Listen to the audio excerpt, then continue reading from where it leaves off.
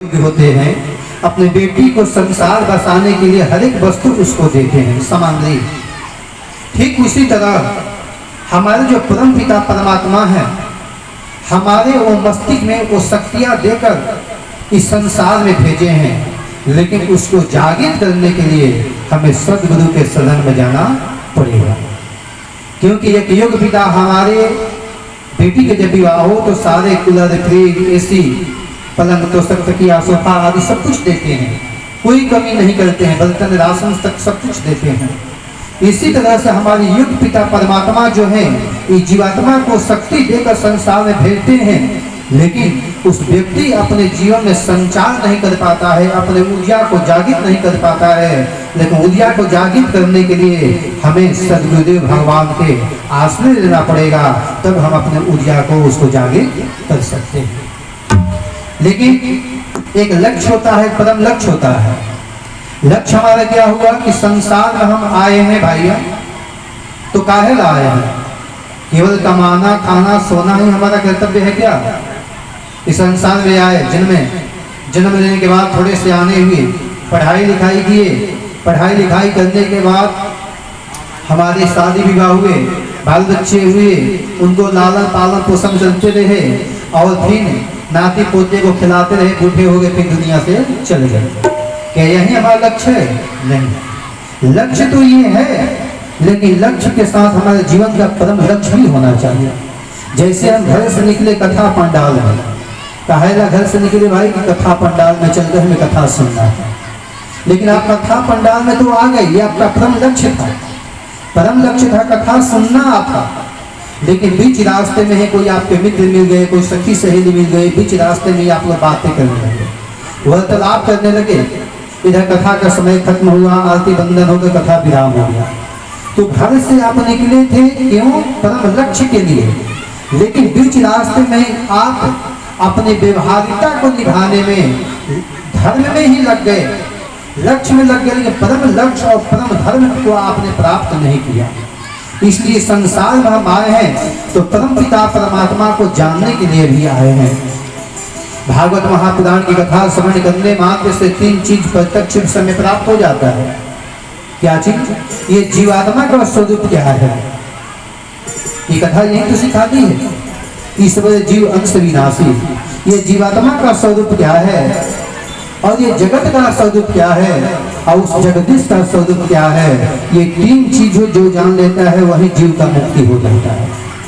3 चीजों को जानना ही जीव के लिए मुक्ति बताया गया है। लेकिन विश्वास रखना पड़ेगा अपने गुरु के वचनों पर कि गुरु जो बता रहे हैं उस मार्ग पर हमें चलना चाहिए और मार्ग पर चल करके उस परम लक्ष्य को प्राप्त हमें अवश्य करना चाहिए।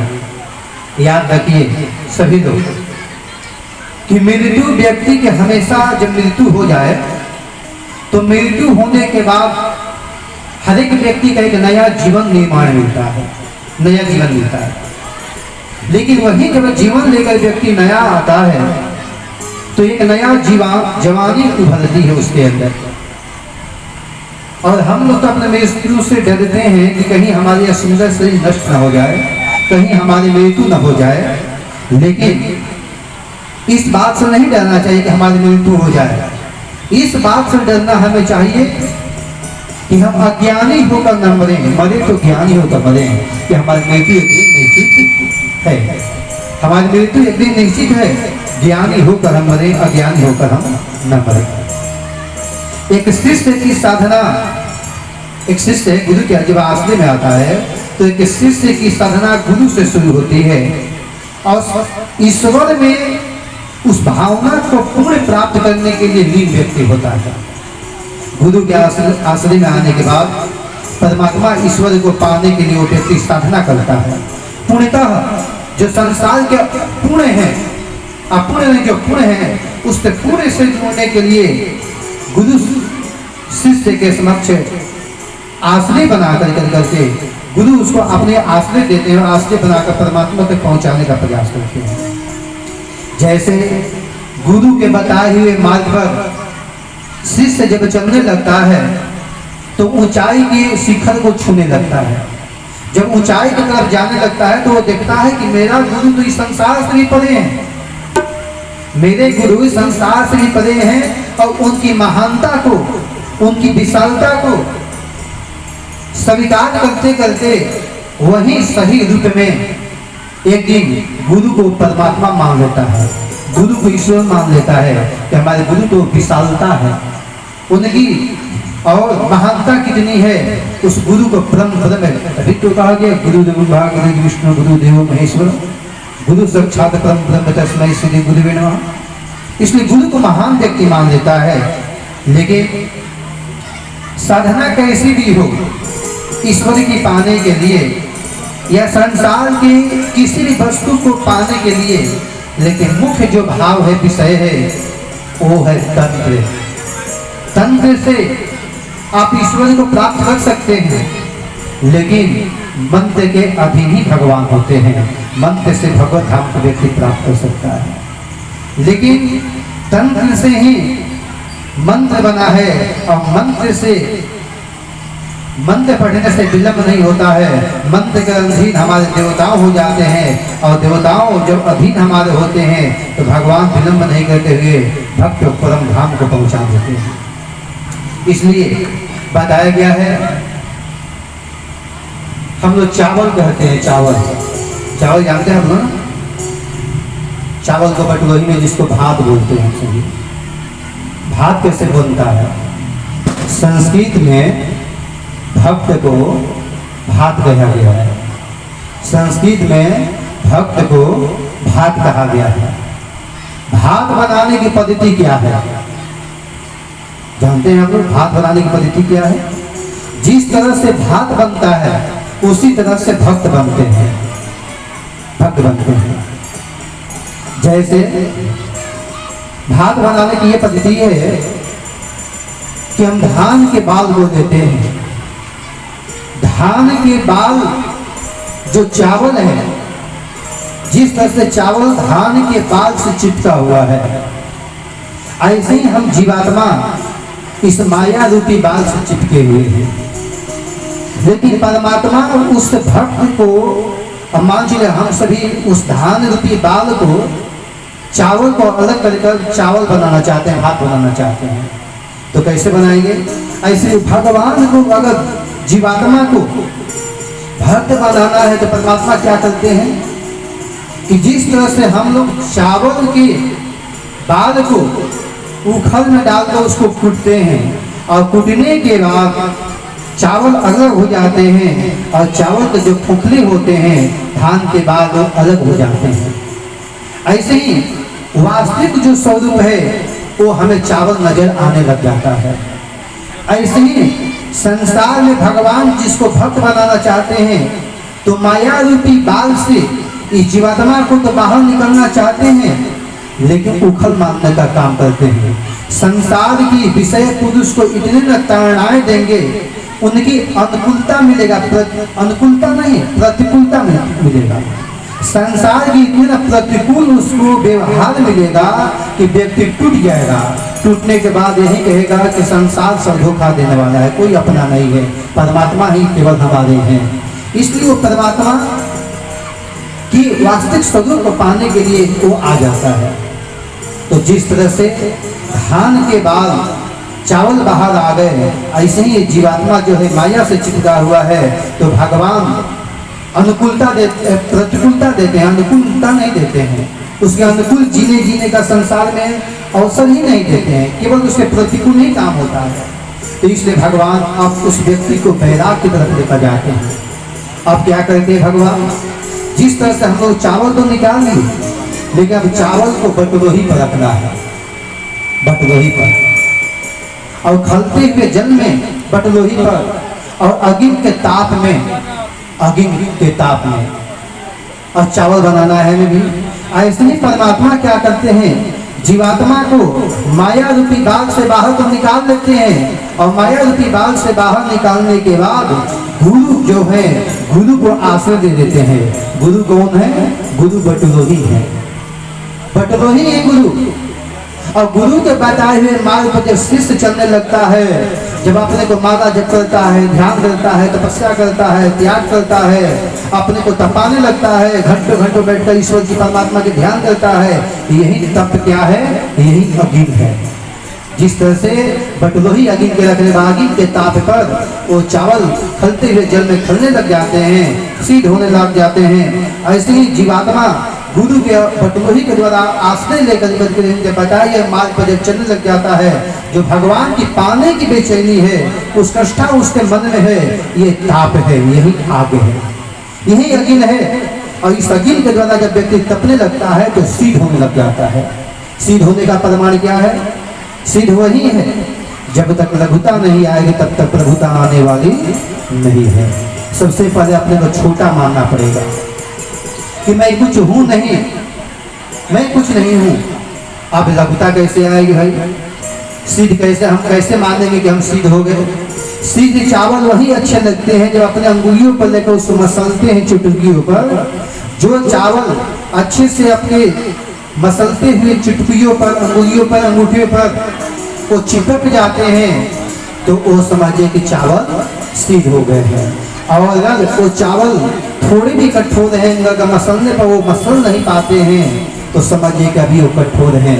ऐसे व्यक्ति भजन तो करता है, कीर्तन तो करता है, ध्यान समाधि तो करता है, लेकिन अगर व्यक्ति के अंदर थोड़ा भी अहंकार है, अभिमान है, तो समझिए अभी व्यक्ति सिद्ध हो नहीं हुआ है।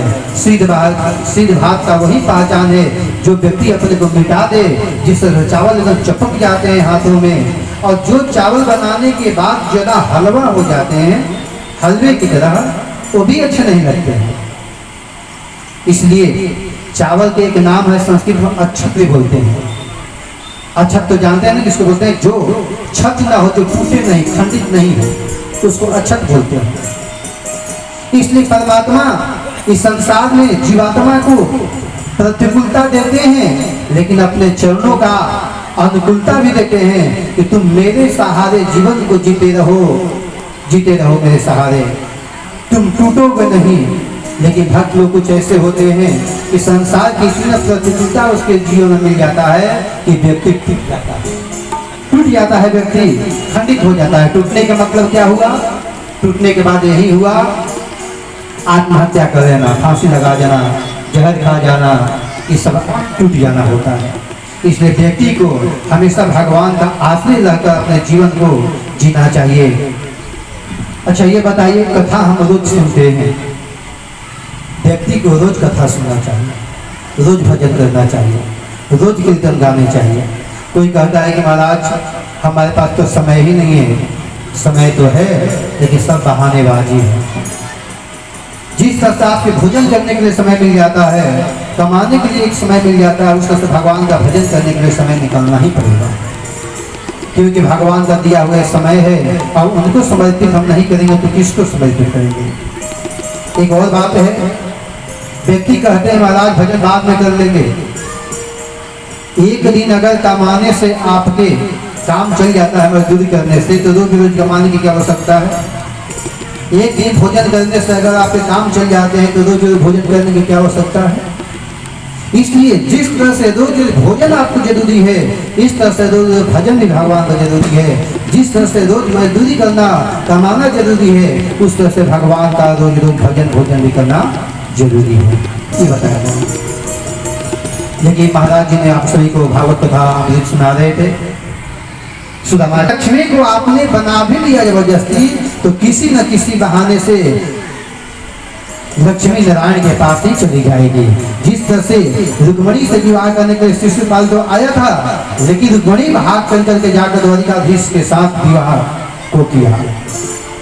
इस तरह से आप अगर चाहें कि लक्ष्मी को कि हम अपने भुकिया बना ले, अपनी पत्नी बना ले, हाँ, लक्ष्मी को आप बहन बना सकते हैं, लक्ष्मी को आप अपनी माँ बना सकते हैं, माँ को माँ की तरह आदर कर सकते हैं, बहन को बहन की तरह आदर कर सकते हैं, लेकिन लक्ष्मी को आप भुकिया नहीं बना सकते हैं। इसलिए व्यक्ति को चाहिए कि जब लक्ष्मी रूपी बेटी सियानी हो जाए, जब लक्ष्मी रूपी बेटी सियानी हो जाए, लक्ष्मी क्या, जैसे हमारे घर में पद, प्रतिष्ठा, धन, संपत्ति, रुपया आने लगे, हमारी प्रतिष्ठा समाज में ऊंच होने लगे, धन की बढ़ोतरी होने लगे, तो जिस तरह से आपकी बेटी सियानी होती है तो उसके लिए सुंदर वर ढूंढना चाहते हैं। जब आपके घर में लक्ष्मी रूपी बेटी सियानी हो जाती है तो उसके लिए सुंदर वर ढूंढना आप पसंद करते हैं कि हमारे ऐसे दामाद हों, ऐसे सुंदर दुल्हे हो हमारे बेटी के, इस पूरे जगत संसार में कोई हमारे बेटी के हमारे दामाद जैसा कोई दामाद नहीं है। जिस तरह से अपनी बेटी के लिए सुंदर वर आप ढूंढना चाहते हैं, ऐसे ही धन रूपी रुपया पैसा घर में पद प्रतिष्ठा वैभव संपत्ति आपके बढ़ जाए, तो जिस तरह से बेटी के लिए अच्छा सुंदर वर ढूंढते हैं, ऐसे ही धन रुपया पैसा रुपया इकट्ठे होने के बाद ज्यादा अगर बढ़ जाए संपत्ति घर में, तो व्यक्ति को अच्छा वर, जैसे लक्ष्मी को अपने अच्छे वर को समर्पित करते हैं, ऐसे ही नारायण को ही समर्पित करना चाहिए, अपने धन को भी। जैसे भागवत कथा है, भागवत कथा में आप खर्चा कीजिए, ये भगवान का अवतार है, अनाथाश्रम है, भगवान का तो भी रूप है, अनेक रूप आए, परम विष्णु भगवान का अनंत रूप है। भगवान दरिद्र नारायण में निवास करते हैं, दरिद्र नारायण भोज कराइए, गरीबों को दान दीजिए, बढ़िया औषधालय खोलवाइए, बढ़िया बढ़िया व्यास हमारे व्यास महाराज जी लोग बुला कर कथा करवाइए, बढ़िया मंदिर बनवाइए। यानी धन रुपया पैसा बढ़ने के बाद आप अच्छे सदुपयोग जिस तरह से बेटी के लिए अच्छे बदल ढूंढते हैं, ऐसे ही लक्ष्मी रुपया पैसा रुपया घर में बढ़ जाए तो उसके लिए अच्छा शुभ कर्म अच्छा कार्य करने के लिए आप सुंदर कांड का पाठ कराने के लिए, भागवत पाठ कराने के लिए, रामचरित मानस की पाठ कराने के लिए, ऐसे नारायण के ही अवतार के स्वरूप में उस पैसे को आप लगाए। यही कहने का मेरा भाव है, यही कहने का मेरा भाव है। भगवान श्री कृष्ण और राम के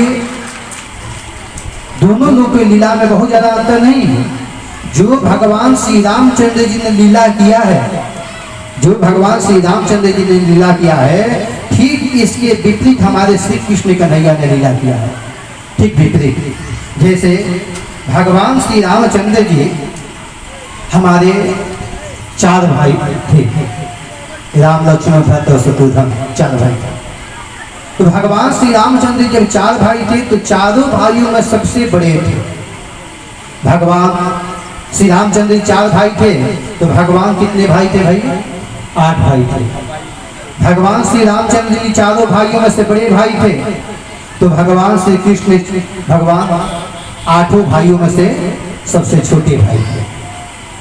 भगवान श्री रामचंद्र जी के माता पिता एक हुए, कौशल्या और राजा दशरथ, लेकिन भगवान श्री कृष्ण कन्हैया के 2 माता पिता, एक नंद नंदन जसोदा नंदन, एक देवकी नंदन वसुदेव नंदन, एक दिन के माता पिता, एक रात्रि के माता पिता। भगवान श्री कृष्ण भगवान रामावतार में जब जन्म लिए अवध में तो पूरे लोग बधाई देने के लिए आ गए, पूरे लोग बधाई देने के लिए आ गए। लेकिन भगवान श्री कृष्ण कन्हैया भी जन्म लिए तो बधाई देने के लिए बाद में लोग आए, गोकुल के मध्य आए, मथुरा के मध्य नहीं आए। भगवान श्री रामचंद्र जी जब जन्म लिए तो दिन में लिए थे 12 बजे, क्योंकि सूर्यवंशी थे। और भगवान श्री कृष्ण के लिए जब जन्म लिया तो रात्रि को समय में लिया, क्योंकि वो चंद्रवंशी थे, चंद्रवंशी थे। भगवान श्री रामचंद्र जी ने राजभवन में राज दरबार में जन्म लिया, लेकिन भगवान श्री कृष्ण कन्हैया ने जेल खाने में जन्म लिया, मथुरा के मध्य। ये बहुत सारे भगवान का अनंत चरित्र आप तुलना करेंगे तो, लेकिन भगवान श्री कृष्ण भगवान श्री रामचंद्र जी ने एक विवाह किया माता सीता से, और भगवान श्री कृष्ण कन्हैया ने अनेक विवाह किया, 16,108 रानियों से विवाह किया। ये भगवान का अनंत चरित्र है। भगवान श्री कृष्ण के दुश्मन जो था वो जरासंध और शिशुपाल, भगवान हमारे श्री रामचंद्र के दुश्मन जो था वो पुनः रावण, और रावण का हाल होता था भाई समुद्र के उस पार सोने की लंका। अब भगवान श्री कृष्ण कन्हैया के हमारे भगवान यहाँ पर भगवान श्री कृष्ण कन्हैया देखिए, इस कृष्णा अवतार का रामावतार में राम जी तो अयोध्या में रह रहे हैं, लेकिन भगवान के जो दुश्मन रावण था वो समुद्र उस पार सोने की लंका में, और भगवान श्री कृष्ण के लिए जो दुश्मन इस धराधाम पे भारत में, और भगवान हमारे समुद्र में शरण लिए हुए द्वारिका है। ये भगवान का अनंत चरित्र है। आइए इसी शब्द के साथ मैं चाहूँगा कि भगवान का जो मंगलमय अपने वाणी से भी दो भजन का गान कर दें, ताकि हम भी अपने वाणी को पावन पवित्र कर दें।